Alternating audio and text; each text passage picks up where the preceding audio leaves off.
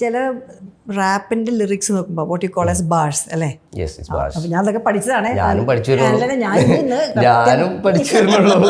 അപ്പോൾ അത് ചിലവർക്ക് എങ്ങനെയാ വെച്ചിട്ടുണ്ടെങ്കിൽ അത് വളരെയധികം ഈ ഒരു പൊളിറ്റിക്കൽ മെസ്സേജിങ് പറയാനും അങ്ങനത്തെ ഒരു നരേഷൻ എത്തുന്നുണ്ട്. കാരണം ഈ താങ്കൾ പറഞ്ഞ കോവിഡിലുണ്ടാകുന്ന ഫ്രസ്ട്രേഷൻ ആണെങ്കിലും അതല്ല, അതോട് കൂടെ വന്ന് നമ്മുടെ ഇപ്പോൾ ജാതി, റേസ്, കാസ്റ്റ്, റിലീജിയൻ ഇങ്ങനത്തെ കാര്യങ്ങളിൽ കൂടെയൊക്കെയുള്ള ലിറിക്സ് ഞാൻ കേട്ടു. അപ്പോൾ ഈ എഴുതുമ്പോൾ ഇതൊക്കെ മനസ്സിലുണ്ടാവാറുണ്ടോ? എന്തായിരിക്കും താങ്കൾ പോണ സമയത്തുള്ളൊരു മോട്ടോ എന്താ സാധാരണ എബിജിന്ന്? അത് പല സമയത്ത് പലതാണ്. ഇറ്റ്സ് ലൈക്ക് എ പോം. അത് ചിട്ടപ്പെടുത്തുന്നതിലൊരു ഭംഗി ഉണ്ടാവും. റൈംസ് ഇപ്പൊ ലാസ്റ്റ് ഒരു 3 ലെറ്റർ വീട്ടിൽ എൻഡ് ചെയ്യുന്ന വെച്ചാൽ നമ്മൾ അതൊക്കെ നമ്മൾ നോക്കും, പ്രാക്ടിക്കലി നോക്കും.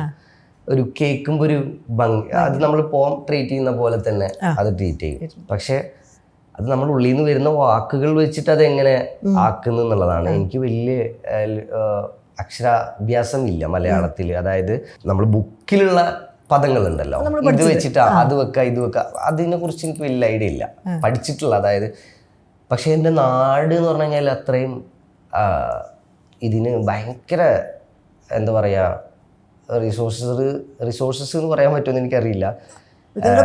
കുറേ വാക്കുകൾ വെച്ചിട്ട് നമ്മൾ കളിക്കും. അതായത് ഒരു വാക്കിന് 10 വാക്കുണ്ടാവും പകരം. പിന്നെ ഒരു 3 വേർഡ് പറയുന്നതിന് പകരം ഒറ്റ വേർഡിൽ നമുക്ക് ഒതുക്കാൻ പറ്റും. അത് ഹെൽപ്പ് ചെയ്തിട്ടുണ്ട്.